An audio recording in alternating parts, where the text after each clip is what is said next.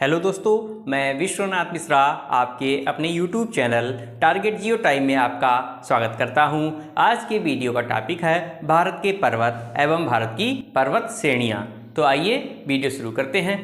क्या आप जानते हैं कि भारत में सबसे पुराना पर्वत कौन सा है और भारत का सबसे नवीनतम पर्वत कौन सा है? या भारत के पूर्वी तट और पश्चिमी तट को किस किस नाम से हम जानते हैं? कौन कौन सी पर्वत श्रेणियां पाई जाती हैं और कौन कौन सी चोटियां पाई जाती हैं? दक्षिण भारत की सबसे ऊंची चोटी कौन सी है? तो इन्हीं विषयों पर आज का वीडियो निर्धारित रहेगा। और जो लोग चैनल पर पहली बार विजिट कर रहे हैं वो लोग चैनल को सब्सक्राइब करना ना भूलें और शेयर और लाइक जरूर करें। धन्यवाद। तो सबसे पहले जानते हैं हिमालय पर्वत। दोस्तों, हिमालय पर्वत को हम 3 बृहद भागों में विभाजित करते हैं। सबसे पहले बृहद हिमालय, बीच में लघु हिमालय और सबसे नवीनतम पर्वत श्रेणी हिमालय की कौन सी है? शिवालिक पर्वत श्रेणी। हिमालय की पर्वत श्रेणी या हिमालय के बनने से भी पूर्व कुछ और पर्वत के विषय में हम जानते हैं, जिनको हम जानते हैं हिंदुकुश पर्वत और कुल्लून पर्वत। ये इन दोनों के बीच में एक पामीर की ग्रंथि पाई जाती है और यहाँ से ही हिमालय का भी विकास हुआ। ये हो गया पश्चिम में और ये हो गया पूरब में। और दक्षिण की ओर कौन सा बनता है? दक्षिण पूरब की ओर ये बनता है हिमालय पर्वत। कहाँ से? पामीर की ग्रंथि से। अब जानते हैं ये है सबसे पहले काराकोरम, इसके बाद लद्दाख और जास्कर और ये वाला पीर पंजाल। ये क्रम पूछा जाता है, काराकोरम, लद्दाख, जास्कर और पीर पंजाल।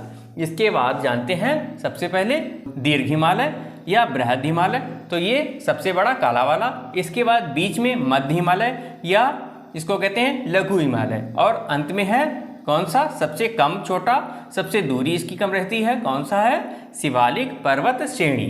ये भारत का और विश्व का सबसे नवीनतम पर्वत श्रेणी है, शिवालिक पर्वत श्रेणी। इसके बाद जानते हैं कि बृहद हिमालय का या भारत में हिमालय की सबसे ऊंची चोटी कौन सी है? यह है माउंट एवरेस्ट। कहाँ है ये? सिक्किम में है। ये कहाँ है? सिक्किम में। माउंट एवरेस्ट कहाँ है? सिक्किम में। ये क्वेश्चन बहुत ज़्यादा इंपॉर्टेंट है और लगभग कई परीक्षाओं में पूछा जा चुका है और अन्य परीक्षाओं के भी उपयोग से बहुत ज़्यादा उपयोगी है। अब जानते हैं भारत का सबसे और विश्व का सबसे प्राचीन पर्वत कौन सा कहलाता है? अरावली पर्वत। ये कहाँ है? ये गुजरात, राजस्थान और ये दिल्ली तक है। और अरावली पर्वत श्रेणी की सबसे ऊंची चोटी गुरु शिखर कहाँ है? ये राजस्थान में है। अरावली पर्वत की सबसे ऊंची चोटी कौन सी है? गुरु शिखर। कहाँ है? राजस्थान में। इसके बाद जानते हैं विंध्याचल पर्वत श्रेणी। विंध्याचल पर्वत श्रेणी गुजरात से शुरू होता है और पूरा मध्य प्रदेश को कवर करते हुए कुछ भाग यूपी और झारखंड और पश्चिम बंगाल तक ये फैला हुआ है। कौन सा? विंध्याचल पर्वत श्रेणी। विंध्याचल पर्वत श्रेणी कहाँ से कहाँ तक है? गुजरात, मध्य प्रदेश, यूपी, झारखंड और हो गया पश्चिम बंगाल। यानी कि 1, 2, 3, 4 और 5 राज्यों में ये विस्तृत है। यानी कि विंध्याचल पर्वत श्रेणी का 5 राज्यों में विस्तार है।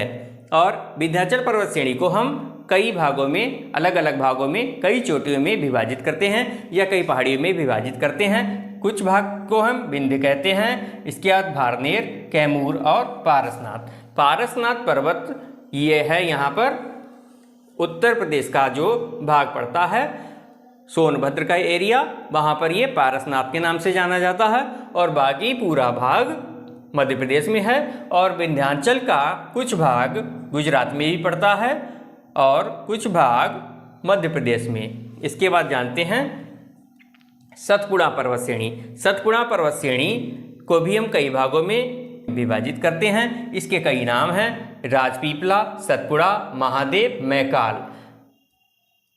ये हो गया सतपुड़ा पर्वत श्रेणी। सतपुड़ा कितने नामों से विभाजित है? राजपीपला, सतपुड़ा, महादेव, महाकाल। अब क्वेश्चन पूछा जाता है महादेव पर्वत की सबसे ऊंची चोटी कौन सी है? धूपगढ़। महादेव पर्वत कहाँ है? मध्य प्रदेश में है। मध्य प्रदेश में महादेव है और इसकी सबसे ऊंची चोटी कौन सी है? धूपगढ़। कौन सी? धूपगढ़। इसके बाद महाकाल आ जाता है और महाकाल मध्य प्रदेश और आपका छत्तीसगढ़। महाकाल मध्य प्रदेश और छत्तीसगढ़ में यहाँ पर पाया जाता है और महाकाल का पठार भी छत्तीसगढ़ में पाया जाता है। और महाकाल की सबसे ऊंची चोटी कौन सी है? अमरकंटक। महाकाल की सबसे ऊंची चोटी कौन सी है? अमरकंटक। और अमरकंटक से ही 3 नदियाँ निकलती हैं। ये अमरकंटक हो गया पर्वत चोटी, और अमरकंटक से कौन कौन सी? उत्तर को, एक पश्चिम को और एक पूरब को। तो ऊपर हो गया सोन नदी, नर्मदा नदी और महानदी। ये हो गया। ये बहुत इंपॉर्टेंट है, अमरकंटक। अमरकंटक से कौन कौन सी नदियां निकलती हैं? सोन, नर्मदा और महानदी। इसके बाद जानते हैं कुछ अन्य चोटियां जो छोटी छोटी हैं, और जैसे कि अजंता की पर्वत चोटियां या पर्वत श्रेणियां या पहाड़ियां। अजंता की पहाड़ियां कहाँ पाई जाती हैं? महाराष्ट्र में पाई जाती हैं। बालाघाट अजंता से ज़्यादा विस्तारित है और ये भी महाराष्ट्र में पाया जाता है। इसके बाद महाबलेश्वरम की पहाड़ियाँ कहाँ पाई जाती हैं? महाबलेश्वरम भी महाराष्ट्र में है। बाबा बूदन, ये क्वेश्चन कई बार पूछा जा चुका है और ब्रह्मगिरी भी पीसीएस में आ चुका है। ये कहाँ है? कर्नाटक में है। इसके बाद महाराष्ट्र से ये केरल तक के इलाके के पश्चिमी तट को किस पर कई चोटियां हैं, कई पहाड़ हैं, कई पर्वत हैं, जिनको हम पश्चिमी घाट के नाम से जानने जाते हैं। और ठीक इसी तरीके से कन्याकुमारी से ऊपर आंध्र प्रदेश और उड़ीसा और पश्चिम बंगाल तक ये छोटे छोटे कुछ पर्वत पाए जाते हैं और यहाँ पर इनकी घनत्वता ज़्यादा है। तमिलनाडु में, कहाँ पर? तमिलनाडु में ज़्यादा है। तो यहाँ पर क्या कहते हैं? पूर्वी घाट के नाम से हम जानते हैं। सबसे पहले जानते हैं पश्चिमी घाट का नीलगिरी पर्वत। नीलगिरी पर्वत की सबसे ऊंची चोटी डोडा बेटा है। नीलगिरी की सबसे ऊंची चोटी डोडा बेटा है, जो कि पश्चिमी तट और पूर्वी तट को मिलाती है। और अगर पूछते हैं कि दक्षिण भारत की सबसे ऊंची चोटी कौन सी है, तो अनाई मुंडी है। कौन सी? अनाई मुंडी। अनाई मुंडी ये दक्षिण भारत की सबसे ऊंची चोटी है। और ये किस पर स्थित है? किस पहाड़ी पर है? ये है अन्नामलाई पर। किस पर है? अन्नामलाई। किस पर है ये? अन्नामलाई पर। ये क्वेश्चन बहुत बार पूछा जा चुका है कि दक्षिण भारत की सबसे ऊंची पर्वत चोटी कौन सी है? अनाई मुंडी या अनाई मुड़ी भी कहते हैं।